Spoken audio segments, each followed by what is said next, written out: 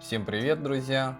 Да, все, кто смотрит нас в Ютубе, подписывайтесь, задавайте вопросы, всегда будем рады помочь. Здравствуйте. Здравствуйте. Я по поводу этого вопроса, я недавно приехал 31 числа, и м, без трудового договора просто делать самозанятость и оплачивать налог. Так можно или обязательно нужен трудовой договор? Ну, вам нужен хотя бы либо договор гражданско-правового характера. Само по себе открытие самозанятости без заключения такого договора не влечет вам право продлить срок пребывания. Понимаете, самозанятый это только лишь налог на доход. Вы вместо 13% будете платить налог от физического лица, если получаете денежные средства, то 4%, а от юридического лица 6%. Само по себе она не влечет. Вам нужно еще договор гражданско-правового характера на оказание услуг, смотря чем вы занимаетесь. Если вы водитель такси, то на оказание услуг да, по перевозке непосредственно своего заказчика. Если у вас там вы обеспечиваете работу там по уборке помещения, да, там это в основном женщины, кто клинингом занимается, у них должно быть на уборку договор. Потому что заказчик должен направить вот этот договор, который вы заключаете, уведомление в отдел по вопросам миграции о заключении с вами такого договора. Это обязательно. Сиз түшүндүңүзбү же кыргызча котормосу керекпи? Ошондо трудовой договор кылыш керек. Ооба, мындай болот да, трудовой договорду сиздин работодатель жасап берет да, ошол менен түзөсүз. Бирок эгерде жумуштан бербесе трудовой договор, анда сиз договор ГПХ түзсөңүз болот заказчик менен. Мисалы үчүн жумуш берген киши менен, физическое лицо же юридическое лицо менен. Ошондой эле договор ГПХда сизге жумуш берген киши налог төлөбөйт, бир гана сиз налог төлөйсүз. Договор ГПХны түзүп туруп, физлицо менен же юридическое лицо менен, андан сырткары самозанятость ачып, ошол самозанятость негизинде 6% налог төлөп турушуңуз керек болот да. Ошондо самозанятость бул сиздин налог төлөгөнүңүз үчүн керек. Ал эми договор ГПХ бул сиздин Россия жергесинде закондуу түрдө жүргөнгө жана регистрацияны узартканга керек болот да. Ошондой эле договор ГПХны түзгөндөн кийин 3 күндүн ичинде сиз МВДга, ОВМге алып барып беришиңиз керек. Ал жерден печать коюп, сиздин договор ГПХны базага киргизет. Ну вот, давайте так, вы говорите то, что въехали только 31 мая, я так понимаю, на территорию Российской Федерации. Ай, мая. Ну и давайте на вашем примере разберем, чтобы как законно находиться на территории России вам. Вот вы въехали на территорию России, у вас есть обязанности, которые необходимо выполнять. Первая ваша обязанность – это в течение 30 дней встать на миграционный учет, то есть сделать регистрацию. Если вы не проходили Сахарова, у вас нету процедуру фотографирования и дактилоскопии, это вот вторая обязанность – получить зеленую карточку. И также в Сахарова пройти, сдать анализы и пройти медицинское обследование. Там вам выдадут, по результатам которых вам выдадут розовые, там, синие и белые бланки. Это те обязанности, которые вам надо выполнить. Чтобы вам находиться в России свыше 90 дней, вы должны стать трудовым мигрантом. Либо заключить трудовой договор и работать официально, либо работать по договору гражданско-правового характера. Вот если вы будете по договору ГПХ работать, это договор оказания услуг, то вы можете, да, действительно открыть самозанятого и так проще платить налоги. При этом работодатель либо заказчик направит уведомление в отдел по вопросам миграции о том, что с вами заключен такой договор. И в идеале вам необходимо с этим трудовым договором, либо договором ГПХ обратиться с заявлением в отдел по вопросам миграции по тому району, где вы состоите на миграционном учете, чтобы вам поставили штамп на обратной стороне миграционной карты. И если у вас трудовой договор будет бессрочный, то вам могут сразу на год продлить срок пребывания. Если договор гражданско-правового характера заключен там, на 6 месяцев, то вам там, на 6 месяцев продлят срок пребывания. Если на год, на 12 месяцев, также на 12 месяцев продлят. Если вы вот эти вот всего лишь, да, несколько обязанностей будете выполнять, то проблем у вас на территории Российской Федерации не будет. Это вот в первую очередь вот эти вот все надо выполнять. Если не выполняете что-то из одной обязанности, то за невыполнение каждой обязанности есть негативные последствия. То есть, да, штрафные санкции от государства. На миграционный учет не встали, то есть регистрации, если не будет по истечении 30 дней, на первый раз дадут вам штраф 5000 рублей там, в полиции. Если в течение года повторное нарушение такое же будет, то это уже однозначно 7000 штрафа и выдворение за пределы России. Если не пройдете Сахарова, там не будет у вас либо зеленой карточки, либо медицинского обследования, то это тоже грозит своими санкциями. Там могут оштрафовать на 2000 и выдворить из страны. Поэтому, без трудового договора свыше 90 дней вам находиться нельзя, потому что это самая распространенная ошибка.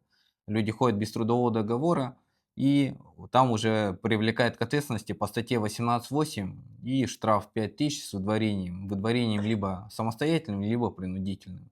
Если вот эти все вот эти негативные последствия вытекают из того, что просто свои иностранные граждане, да, особенно наши кыргызы, мало плохо понимают вот закон и не знают своих обязанностей, которые нужно выполнять неукоснительно, надо соблюдать. Хотя бы вот эти вот элементарные вещи нужно делать.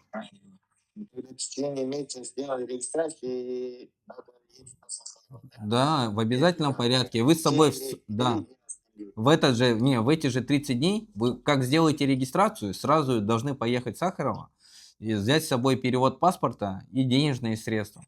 Там сдадите, возьмут у вас дактилоскопию, то есть пальчики откатают, и сфотографируют. Выдадут зеленую карту. И там же не забудьте пройти, сдать анализы, и это на медобследование, на болезни. Вас там будут проверять сифилис, ВИЧ, туберкулез, вот эти вот основные болезни у вас проверят. И если у вас ничего не обнаружится, выдадут вам медицинское заключение. Это обязанность каждого гражданина иностранного. Один раз в год медицинское обследование проходить надо. Так, в этом порядке. Перейдем к следующему. Да, давайте перейдем к следующему у нас еще. Спасибо за обращение. Хорошо, спасибо тоже. Так, подключение сделано. Вышел, да, из эфира? Здравствуйте. Так, а что она? Вот это, да. Вот это вот давно это Вазбек. Один из первых. Не под- Так, наверное, перейдем к следующему. Так, да. давайте перейдем к следующему. Акжол.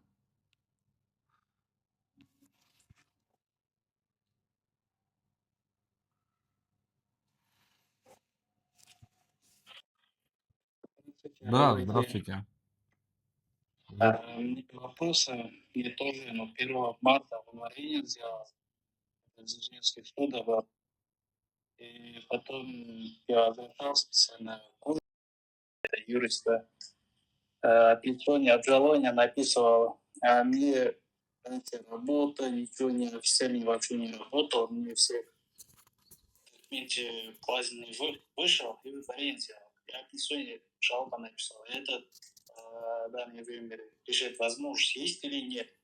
Смотрите, здесь все зависит от в Московском городском суде вы направили апелляционную жалобу. На тот момент, на момент привлечения вас к административной ответственности, я так понимаю, вы не работали официально. Я не работал раньше, и потом другие работы вышел, это не официально. Неофициально было. А когда уволились официально? До суда? За сколько месяцев? Где-то 7 или 6 месяцев. Так, вот эта ошибка тоже одна, на вашем примере разберем. Вот у гражданина Кыргызстана, да, Кыргызстан входит в договор ЕС. Срок пребывания регулируется сроком действия трудового договора. Если вы увольняетесь, у вас есть 15 дней для того, чтобы устроиться на новую работу, либо покинуть территорию Российской Федерации. И вы должны были в этот срок устроиться. Вы не устроились, поэтому вас привлекли к административной ответственности. В настоящее время что у вас что вам можно посоветовать из практики Московского городского суда? Для того, чтобы иметь 25 декабря 2023 года были внесены изменения в Кодекс административных правонарушений Российской Федерации, и статья 4.1 была дополнена новыми положениями. Они вступили в силу 5 января. Но так как они улучшают положение лица, они имеют и обратную силу, то есть распространяться и на тех, кто был привлечен ранее этого закона. Что касается вас, суд не каждому будет заменять наказание в виде выдворения на штраф, да, в размере от 40 до 50 тысяч рублей, либо обязательными работами. Из практики я бы посоветовал вам полностью легализовать свое пребывание на территории Российской Федерации, то есть выполнить те обязанности, которые вы нарушили. То есть, если у вас регистрация уже, срок пребывания прошел, и вы сделали выезд-заезд в Российскую Федерацию, у вас обновилась миграционная карта. Вы должны были сделать зеленую карточку, пройти медицинское освидетельствование, устроиться официально на работу, то есть платить, да, установленные законом налоги и сборы. И судья с учетом данных положений может сказать таким образом, что да, действительно нарушение имело место быть, но вы стали на путь исправления, сделали для себя должные выводы, полностью легализовали свое пребывание, что подтверждается, да, соответствующими документами, которые будут приобщены к жалобе вашей и исследованы судом.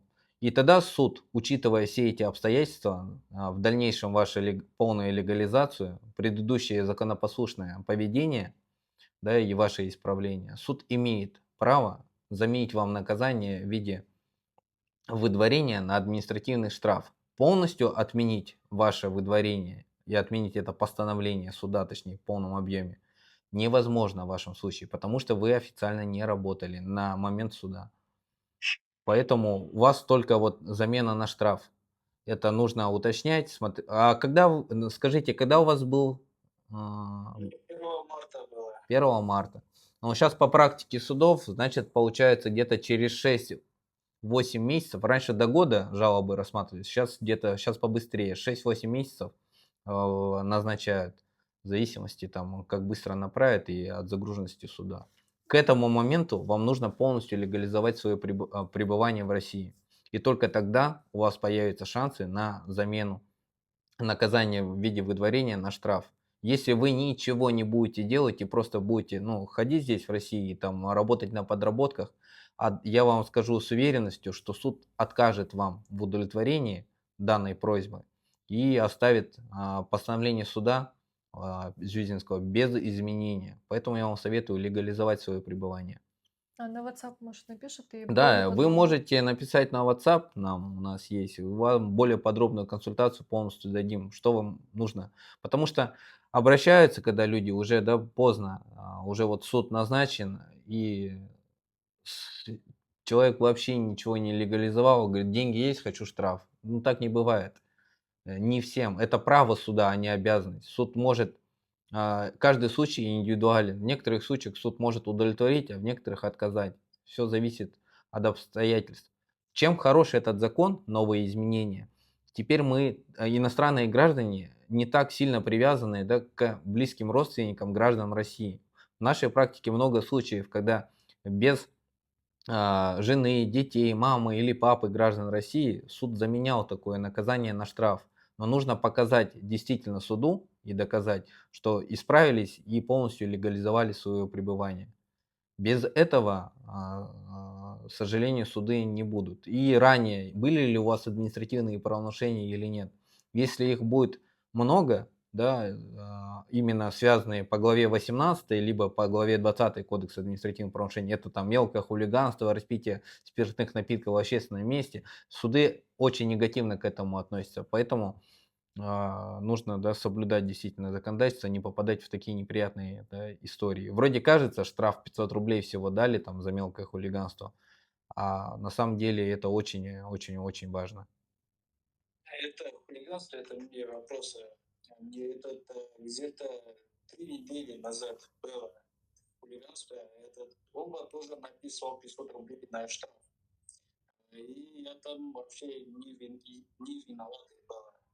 Просто он виноватый. Он была его рука, но можешь понять, и я по факту камеру не скинул, там камера была все. Я показывал, ну, по-любому, оба тоже штраф, ничего не делал.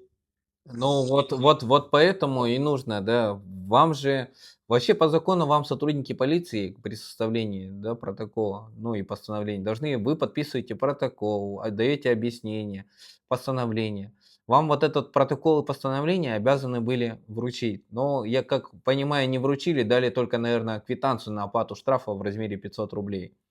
В данном случае я бы вам посоветовал обжаловать данные решения, если вы говорите, что уверены, что правда, да, на вашей стороне.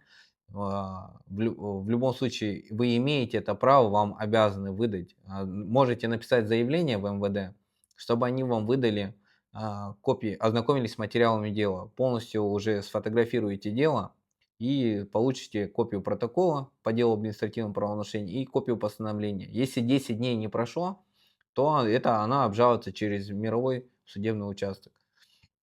Либо все зависит, какая статья там была, либо через районный суд. И в случае, и суд уже будет рассматривать ваше дело повторно. Если действительно там были нарушения, то эти штрафы отменятся у вас. Просто понимаете, вот эти вот штрафы, чем они грозят? Вы говорите, 2 штрафа по 500 рублей дали. Чем это грозит для вас? Соответственно, вы можете записать там федеральный закон номер 114 о порядке въезда и выезда из Российской Федерации. Там есть такая статья 27, подпункт 11. Вам МВД даже без выдворения может поставить запрет на въезд в Российскую Федерацию из-за того, что вы совершили 2 административных правонарушения, посягающих на общественный порядок. А мелкое хулиганство это и есть, да, ну, к этому относится. Поэтому, ну, эти штрафы вроде и кажутся, да, с финансовой точки зрения незначительными, но они влекут за собой большие негативные последствия. Поэтому я бы все-таки вам советовал запросить эти документы. Я там ваш WhatsApp напишу по решению, если завтра пошел, будем разговаривать. Удовлетворение шансов есть заменить это. Как теперь или случай решить это.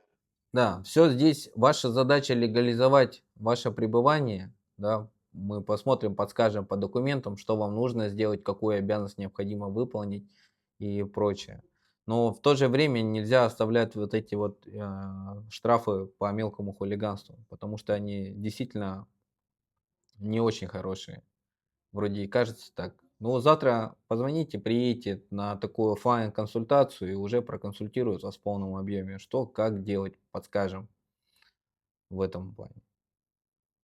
Ну, время есть, если у вас только в марте приняли решение, суд вынес решение, то где-то получается к сентябрю, даже ближе, наверное, к октябрю, к декабрю будет рассмотрение вашей жалобы по существу в Московском городском суде.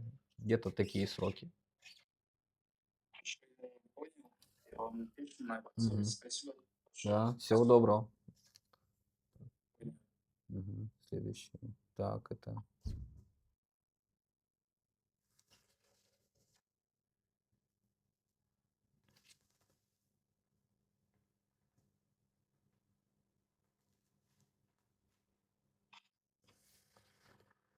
Здравствуйте. День, здравствуйте. У меня такой вопрос. Я получил удворение в марте за административные правонарушения. Первое у меня не было база регистрации, а второй жил не то место. По факту по регистрации не жил из-за этого. И получил удворение, 7000 штраф, присела граница. И обратно сейчас в Москве работаю официально, когда был суд, тоже был официально. И все, уже 4-й год в Москве, полностью история официальной работы. Вот это положение-то, что мне надо делать? Ну, здесь только просить на замену на штраф, если действительно проживали. Вот да, в чем тоже. Я понимаю, что там, где вы реально проживаете, ну, не все собственники хотят ставить на миграционный учет на этой же квартире. И поэтому от этого возникают такие проблемы. А непроживание не по месту регистрации – это административная ответственность. Первый раз вот вам дали штраф 5000, на второй раз уже через суд вам назначили наказание 7000 штрафа с выдворением за пределы России в форме самостоятельно контролируемого выезда. Вы обжаловали это решение или нет? Таким образом, ну, сейчас вы находитесь вообще нелегально на территории России, потому что она уже вступила в силу. 10 дней давалось для обжалования этого решения. Если вы 10-дневный срок не обжалуется, то она вступает в законную силу. К сожалению, вы сейчас находитесь, ну, в небезопасности. Если вас остановят при проверке документов, то с большой долей вероятности вас выдворят уже через спецприемник, потому что нарушение уже повторное идет, оно вступило в силу. И в вашем случае обжаловать постановление уже нужно не через Московский городской суд, а через Второй кассационный суд общей юрисдикции. Это вышестоящий суд. И только в таком случае. Но тем не менее, она уже вступила в силу. И я бы вам посоветовал, если есть такая возможность, ну, выехать на территорию, да, Кыргызстана за пределы России и уже оттуда пытаться решить свои дела. Потому что любая проверка, она может закончиться для вас плачевно. Понял, спасибо. Мгм. Всё.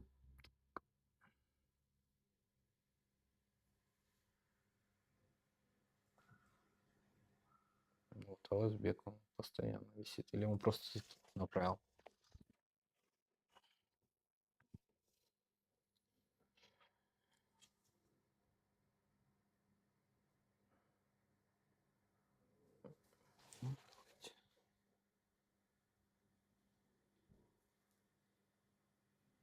Могут Да, могут задавать. спрашивать на Вот. кыргызском тоже.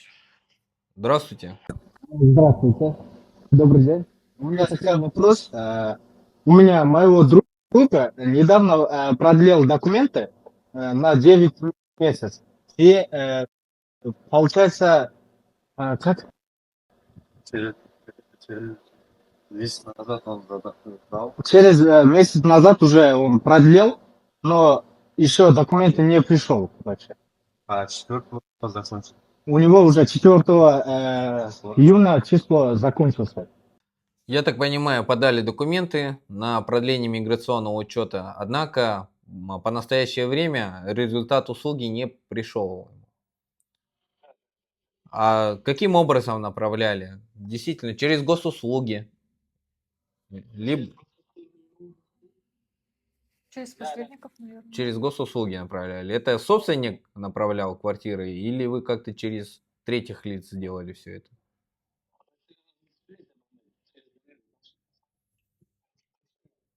Общежитие. Вообще, если они делали, направляли через госуслуги, то там должна быть принято заявление. Пусть они хотя бы вам скриншот распечатают о том, что действительно вот было направлено уведомление, заявление о продлении миграционного учета по такому-то адресу. И ну, ходи с ней. Но здесь дело в другом. Каким числом его внесут в базу, понимаете? Если она иногда действительно база своевременно обновляется, в базе указывает, а иногда по факту день в день там вот поступило, когда они по факту рассмотрели, они уже говорят, что срок пребывания истек, приходите в МВД для дальнейших разъяснений. Человек туда приходит, они ему выписывают штраф там в размере 5000 рублей. Ну, здесь по-разному. Здесь, конечно, ну, ожидайте этой регистрации. Если, конечно, не будет, но штраф нежелательно получать в размере 5000, потому что это плохой штраф. И может у них трудовой договор Да, неофициальный. а вы работает официально или нет? Ну, тогда это бессмысленно. Просто миграционный учет, он не дает вам право пребывать в Российской Федерации. Право пребывать дает трудовой договор, либо договор гражданско-правового характера. Это, даже если его сейчас поставят на миграционный учет, и при первой же проверке его снимут, потому что в базе нет трудового договора. Соответственно, он не имеет права находиться в России. Ну, это бессмысленно. Даже сделать такую регистрацию.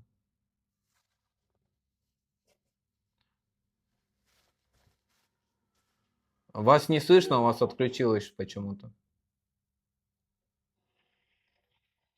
В данный момент, что нам делать? Ну, если у него есть... А когда он приехал на территорию Российской Федерации?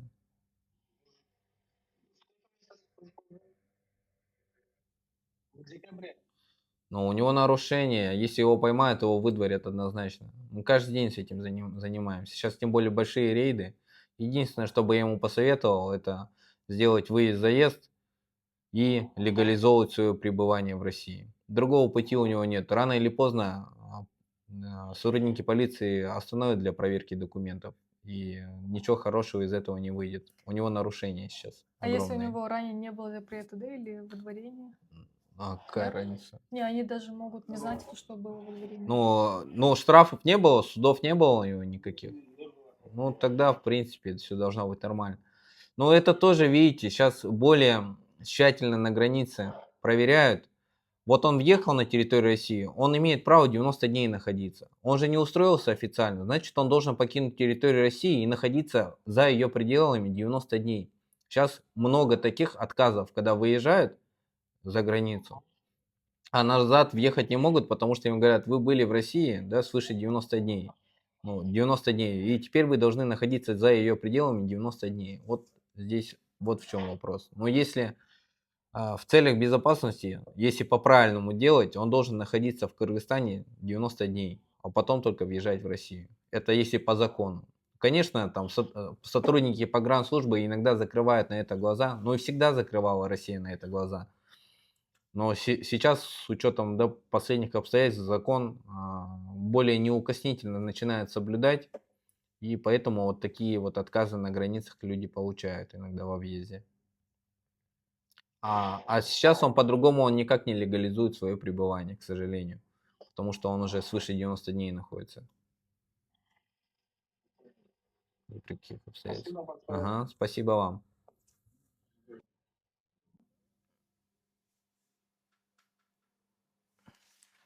Так, еще мы, да? Они могут на кыргызском задавать. Да, вы можете на кыргызском задавать вопросы. Переводчик у меня рядом сидит.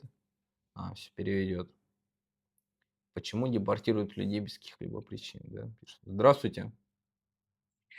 Здравствуйте. Подскажите, пожалуйста, когда ожидается амнистия? Ну, об амнистии уже говорят года полтора. Какие-то продвижения там были, Мгм. но сейчас речи о ней не идет. Пока тишина. Мгм. Как? И еще такой Да, вопрос. да. Распространяется ли амнистия на административное решение? Ну, на постановление судов о Да. выдворении, но это будет все указано непосредственно в постановлении. Сейчас говорить о чем-то, потому что даже самого проекта нет. О нем говорили, но каких-то конкретных, да, хотя бы проекта данного постановления нету. Поэтому говорить сейчас преждевременно. Только догадки и гипотезы. Ну, как хотя бы проект будет, тогда уже можно о чем-то говорить. Сейчас это преждевременно. Мгм. Всё поняла. Ожидаем. Спасибо. Ага, всего доброго. Так, у нас еще, да?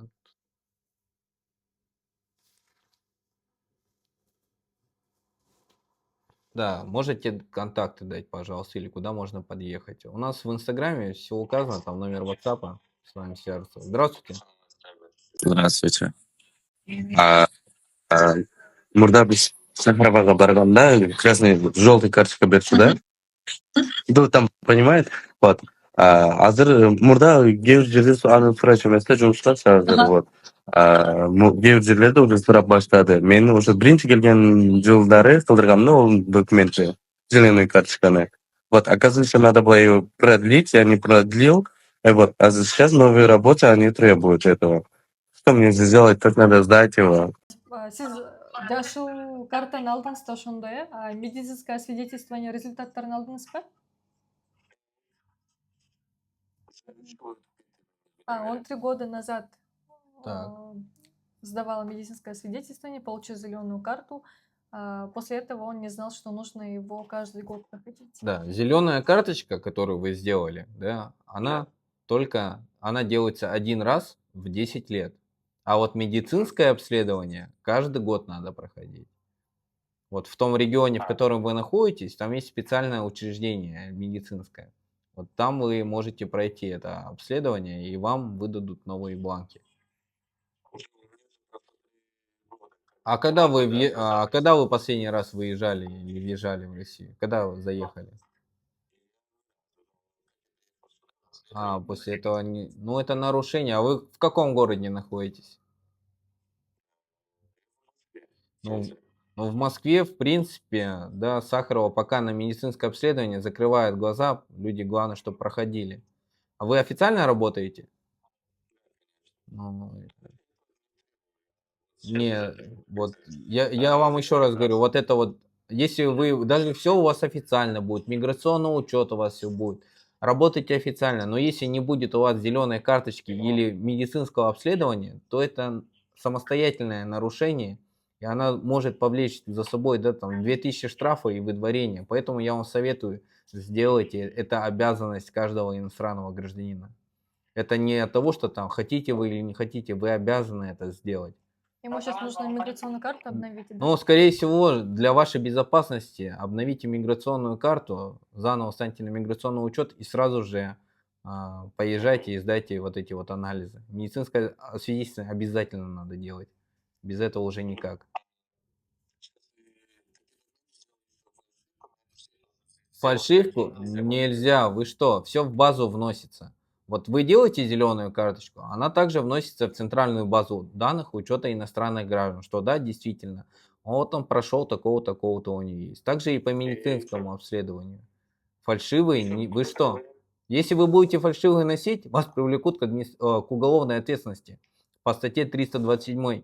Да, это использование заведомо подложного поддельного документа. Поэтому нельзя, это официальные бланки, официальный документ. Нельзя с такими ходить. Это то же самое, что и подделать права и по ним ездить водительские. Поэтому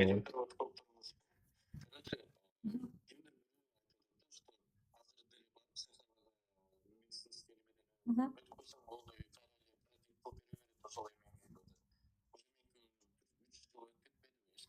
Мындай болот да, по закону сиз работа деп эгерде миграционный карта менен кирген болсоңуз 30 күндүн ичинде өтүшүңүз керек болчу биринчисин.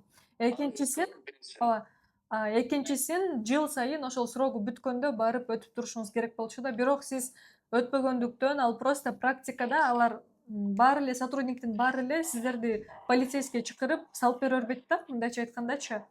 Көз жумуп өткөрө берет. Бирок сиздики 3 жыл слишком көп болгондуктан, көп уже срок өтүп кеткендиктен, сизге эгерде официально иштесеңиз, границадан чыгып келип, миграционныйыңызды жаңылатып туруп, анан барып 30 күндүн ичинде өтсөңүз болот.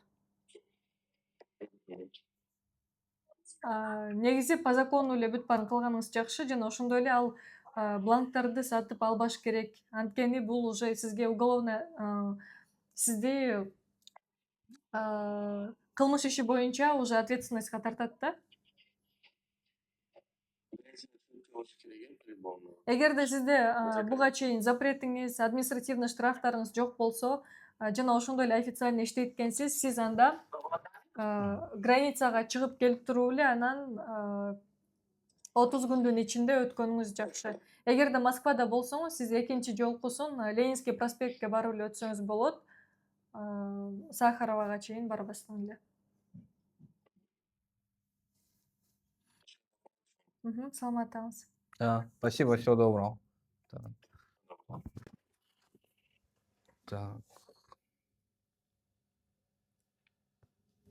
Вопросов пока нет. Что там задавали вопросы? Что через суд штраф? Что там писал?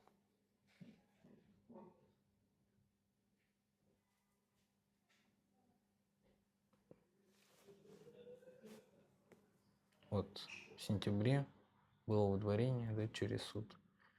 Потом выехал на границу.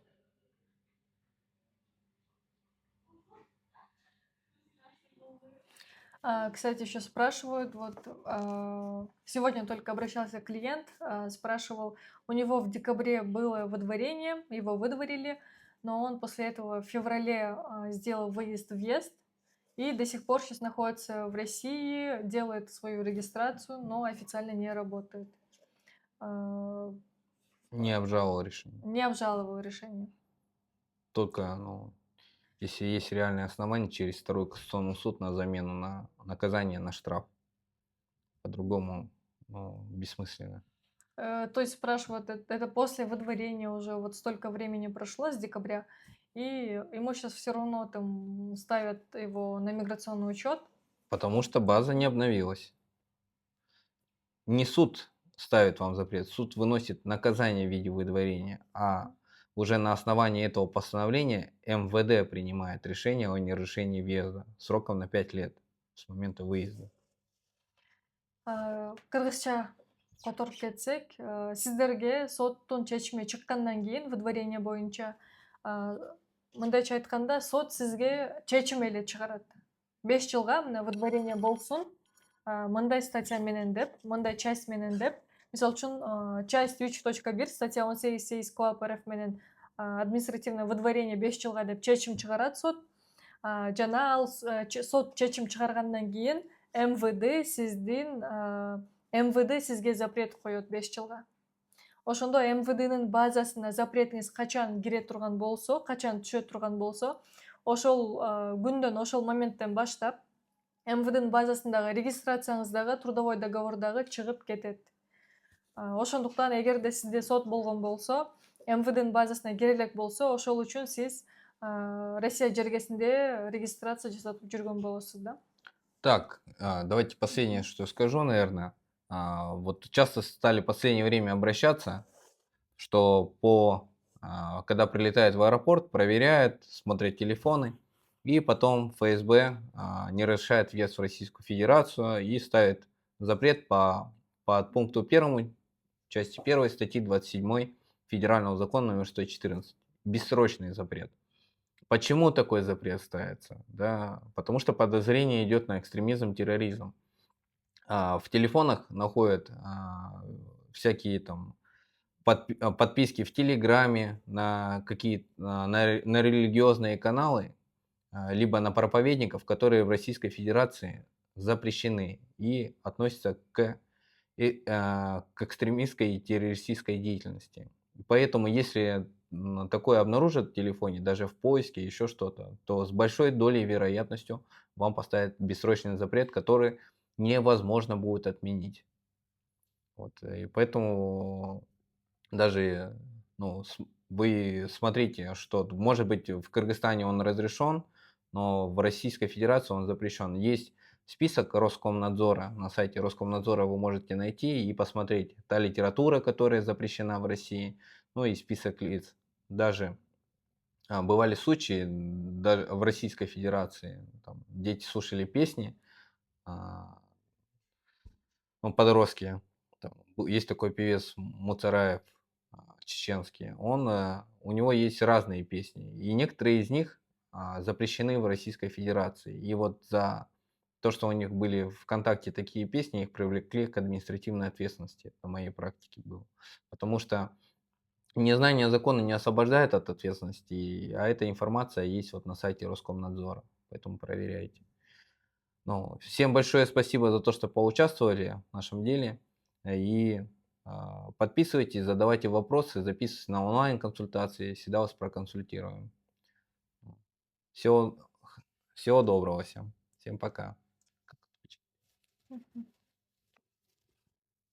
Так. Все, теперь я его вот. потом сохраню. Мгм.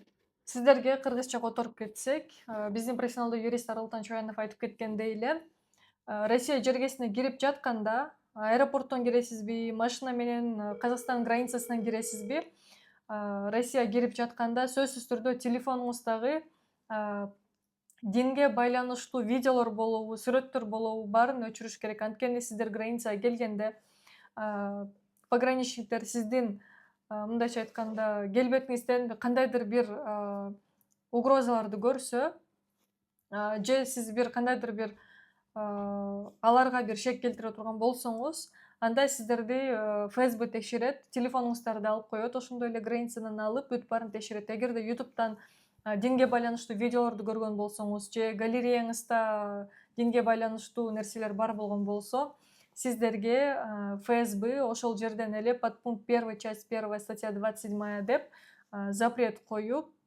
кайра Кыргызстанга кетирет. Ошондуктан Россия келерде биринчи өзүңүздүн милдеттериңизди, укугуңузду тактап, билип алып, анан келсеңиздер өзүңүздөргө жакшы болот. Эгерде сурооңуздар болсо, ушул экрандагы номерге жазсаңыздар болот. Сөзсүз түрдө биздин ар бир түз эфир болгондо сиздерге байланышып, WhatsApp'тан дагы 10-дон 7-ге чейин сурооңуздарга жооп берет. Всем пока.